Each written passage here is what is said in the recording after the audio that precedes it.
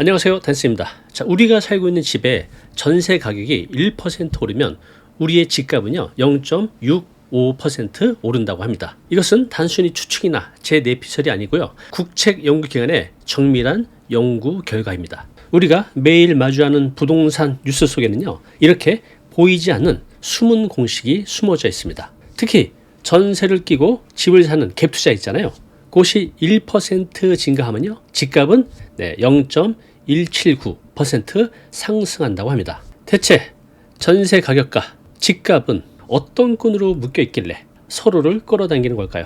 그리고 이 현상이 지금 우리 자산과 앞으로 주택시장에 어떤 의미를 가지게 될까요? 궁금하시죠? 네, 이에 대한 답을 정확히 알려드리겠습니다. 바로 국토연구원의 최근 연구 자료인 주택시장 변동성 확대의 사회적 비용에 대한 연구입니다. 자, 이 자료는요 국책연구기관에서 나온 거고, 여기 보신 것처럼 많은 연구진, 연구위원 총 14명이죠. 객관적인 데이터를 통해서 연구한 자료입니다. 약 250페이지 정도 돼요. 내용이 방대합니다. 제가 이것을 자세히 읽고 여러분께 쉽고 간단하게 풀어드리겠습니다. 이 보고서에는요 아주 중요한 내용이 있습니다. 우리의 집값을 움직이는 4가지 핵심 열쇠가 있습니다. 그것이 무엇일까요? 예상이 되시나요? 그것은요, 첫 번째 전세 가격, 두 번째 갭 투자, 세 번째 금리, 네 번째 주택담보대출입니다. 이런 현상들이 우리 삶에 어떤 실질적인 영향을 주는지, 그래서 우리는 무엇을 알아야 하는지 중심으로 알려드리겠습니다. 끝까지 보시면요 막연하게 느껴졌던 부동산 시장의 큰 그림을 이해하시는 데 도움이 되실 겁니다. 그러면 첫 번째 열쇠부터 풀어보겠습니다. 바로 전세 가격입니다. 이 보고서의 핵심 내용은 바로 이것입니다. 전국 전세 가격이 1% 오르면요 집값은 0.65% 오른다 라고 했습니다. 방금 이 숫자 피부에 잘 와닿지 않죠? 그래서 제가 쉽게 예시를 들어서 설명드려 볼게요. 여기 5억짜리 아파트가 있어요. 이 5억짜리 아파트의 전세 가격이 3억입니다. 그런데 지금의 시장처럼 전세 시장이 뜨거워져서 4억이 됐어요. 2년 뒤에 4억이 된 거죠. 1억이 올랐습니다. 3억짜리가 4억이 되면 한 30% 오는 거잖아요. 이럴 때 이 집의 매매 가격 얼마나 올라갈까요? 계산을 해보겠습니다. 좀 전에 3억에서 4억이 됐으니까 약 33% 올랐어요. 전세 가격이. 그러면 매매 가격은 0.65% 오르니까 매매 가격이 21.8% 오르는 겁니다. 즉 전세 가격이 3억에서 4억이 돼서 1억이 오르면 매매가 5억짜리는 6억 1천만 원 정도 된다는 겁니다. 이해되시죠? 이런 일이 왜 벌어졌을까요? 그 이유는 간단합니다. 만약에 5억짜리 집에 전세가 3억이라면 집을 사는 사람은 자기 돈 얼마가 필요하죠? 네, 2억이 필요합니다. 그런데 3억이 아니라 전세가 4억이면 3억에서 4억으로 오르면 이제 자기 돈 1억만 있으면 전세를 끼고 살 수 있는 거죠. 집을 사는데 자기 자금이 절반으로 크게 줄어듭니다. 이렇게 되면 어떻게 될까요? 처음에는 2억 정도면 돈이 없어, 이 정도 못 사겠어 라고 생각했던 사람들도 내 투자금이 1억으로 절반이 줄어들면 내가 있는 돈하고 대출 조금 받으면 살 수 있겠는데, 이런 마음이 들겠죠. 그죠? 즉 시장에서 이렇게 집을 살려는 수요가 빠르게 늡니다. 수요가 늘면 어떻게 되죠? 가격이 오르죠. 당연히 오르게 됩니다. 전세값이 매매 가격을 올리는 지렛대 역할을 톡톡히 하게 됩니다.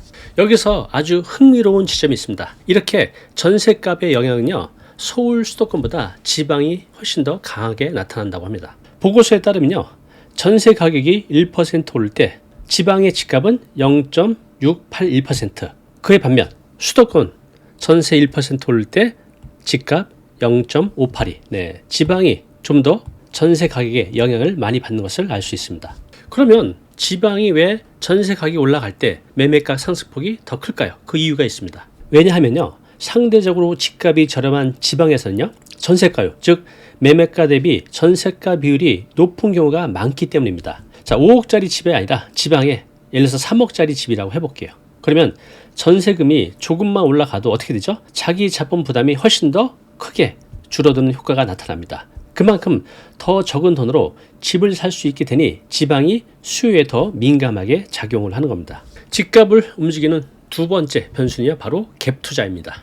전세 지렛대 효과를 가장 적극적으로 하는 방식이 바로 갭 투자죠. 보고서에는 갭 투자가 1% 늘면요 전체 주택 매매가가 0.148% 상승하고요. 이에 비해 여기 이제 전체잖아요. 수도권만 보면요 무려 0.179%, 전체보다 확실히 많이 오르는 것을 볼 수 있습니다. 갭 투자 다들 아시겠지만 김 부장의 사례를 통해서 좀 더 쉽게 말씀드려 볼게요. 자, 여기 김 부장이 있습니다. 이분이 서울에 10억 정도 하는 아파트를 살려고 보고 있어요. 그런데 예를 들어서 그 집의 전세 가격이 8억이에요. 그러면 김 부장은 어떻죠? 10억짜리 아파트가 전세금 8억이니까 내 돈 2억만 있으면 이 집의 주인이 될 수 있겠구나. 그리고 앞으로 집값이 오르면 난 2억 투자로 큰 이득을 볼 수도 있겠구나 라고 생각하게 되는 거죠. 김 부장은요, 전세를 끼고 이 집을 삽니다. 자, 이것이 바로 갭 투자죠. 문제는요, 이런 김 부장과 같은 분들이 한 명이 아니라 수천, 수만 명이라고 합니다. 엄청나게 많죠. 자, 이렇게 수많은 투자자들이 전세가율이 높은 집을 찾아서 몰려들게 되면 그 지역의 주택 수요 단기간에 폭발적으로 늘게 됩니다. 그러면 어떻게 되죠? 이것이 집값을 직접적으로 밀어올리는 강력한 힘이 되는 거죠. 이것은요, 수도권에서 더 강하게 나타납니다. 그러면 왜 수도권이 더 강하게 나타날까요? 바로 이거죠. 서울 부동산 불패 신화. 그래도 서울의 아파트는 망하지 않는다는 강한 믿음이 있죠. 그래서 더 많은 투자 수요가 집중되기 때문입니다. 지방보다 더 많은 김 부장 같은 분들이 수도권 시장에 뛰어들기 때문에 가격 상승 압력이 더 커질 수밖에 없는 거죠.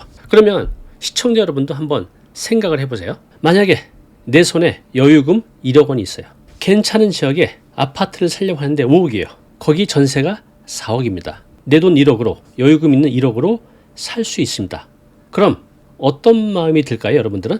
이 기회에 집을 사둬야겠다 라고 생각하지 않을까요? 바로 이 지점이 갭 투자가 개인에게는 매력적인 기회처럼 보이지만 시장 전체를 보면 변동성을 키우는 이유가 되는 것입니다. 그러면 이번에는 세 번째, 네 번째 열쇠를 한 번에 보겠습니다. 세 번째는요, 금리고 네 번째는 대출입니다. 이 보고서는요, 아주 의미심장한 내용이 있습니다. 바로 금리 인하 시 수도권 집값은 지방보다 5배 더 크게 반응한다는 것입니다. 왜 그럴까요? 그 이유는요, 수도권 집값이 지방보다 절대적으로 더 크기 때문에 그렇습니다.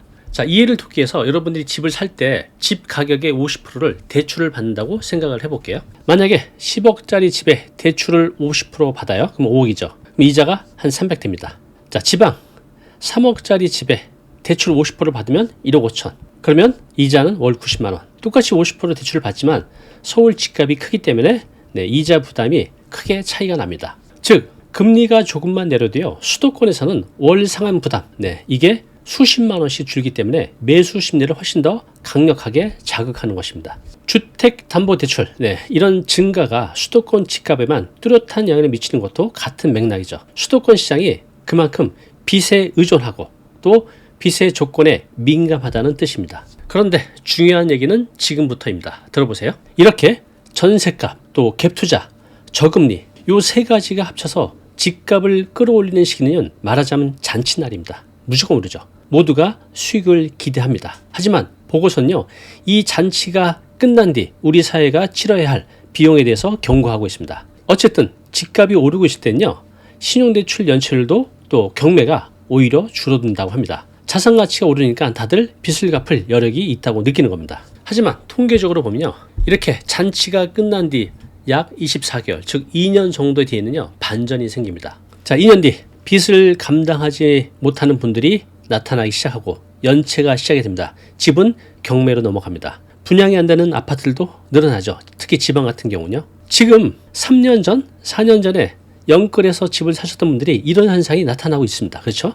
가격 상승이라는 화려한 불꽃 뒤에는요, 시차를 두고 서서히 사회적 비용이라는 이런 청구서가 날아든다는 겁니다. 그럼 오늘 이 분석한 내용이 우리에게 말해주고 있는 것은 무엇일까요? 첫 번째, 여러분들이 집을 사실 때는요, 매매 가격만 보지 말고요, 전세 시장도 함께 봐야 됩니다. 내가 관심 있는 지역에 전세 가격이 오르면 통계적으로는 매매 가격도 같이 오른다는 거. 반대로 전세가 잘 안 나가고 전세 가격이 떨어지면 매매 시장도 곧 냉각될 수 있다는 경고등일 수 있습니다. 두 번째, 갭 투자 좋죠. 그렇지만 양날의 검이 될 수 있다는 것을 기억하시기 바랍니다. 갭 투자는 분명 적은 돈으로 자산을 불릴 수 있는 기회를 주지만 오늘 본 것처럼요, 시장이 꺾였을 때 그 위험은 고스란히 투자자에게 돌아옵니다. 정말 위험합니다. 특히 2, 3년 시차를 두고 나타나는 이 연체율, 경매 증가는요, 갭 투자의 숨겨진 리스크를 명확히 보여줍니다. 지금 영끌족의 아파트가 경매 시장에 쏟아져 나오고 있잖아요. 바로 이 현상입니다. 마지막 세 번째는요, 정부의 정책을 정확히 보셔야 됩니다. 보고서는요, 정부에서 모기지 대출 구조를 개선해야 된다고 얘기하고 있습니다. 특히 전세자금 대출을 더 깐깐하게 관리해야 된다라고 말하고 있습니다. 앞으로 정부가 전세자금 대출 규제를 강화한다는 움직임이 보인다면, 지금 이미 시작이 됐죠. 이는 시장의 과도한 유동성을 줄여서 변동성을 낮추려는 시도임을 이해하고 이 시장에 어떻게 대비할지 생각을 해봐야 된다는 거죠. 결국 우리가 사는 이 주택시장은요, 전세값, 또 갭투자, 또 금리, 이 세 개의 톱니바퀴가 아주 정교하게 맞물려서 돌아가는 거대한 시계와 같습니다. 그래서 어느 하나만 봐서는 안 되고요, 전체 움직임을 함께 봐야 됩니다. 오늘 우리는요, 국토연구원의 보고서를 통해서 이 거대한 부동산 시장이 어떻게 돌아가는지 일부를 엿볼 수 있었습니다. 전세값이 집값을 밀어올리고 갭투자가 그 속도를 더하고 금리가 전체 흐름을 조절하는 이 복잡한 관계를 이해하는 것이 더 이상 전문가의 영역은 아니라는 거죠. 여러분도 관심을 가지면요, 충분히 알 수 있습니다. 오늘 이야기는요, 혼란스러운 정보의 홍수 속에서 내 소중한 자산을 지키고 또 현명한 결정을 내리기 위해서 알아야 될 지혜죠. 오늘 이야기가 시청자 여러분의 경제적 시야를 넓히는데 조금이라도 도움이 되었으면 좋겠습니다. 오늘의 한 줄 메시지입니다. 흔들리는 집값은 시장의 온도가 아니라 우리 욕망의 온도를 비추는 거울이다. 자, 오늘 내용 너무 중요한 내용이죠. 영상 보고 나면 잊혀지잖아요. 자, 자료 무료로 제공하고 있습니다. 이 자료, 요거 받고 싶은 분들은요, 아래 링크로 신청하시면 됩니다.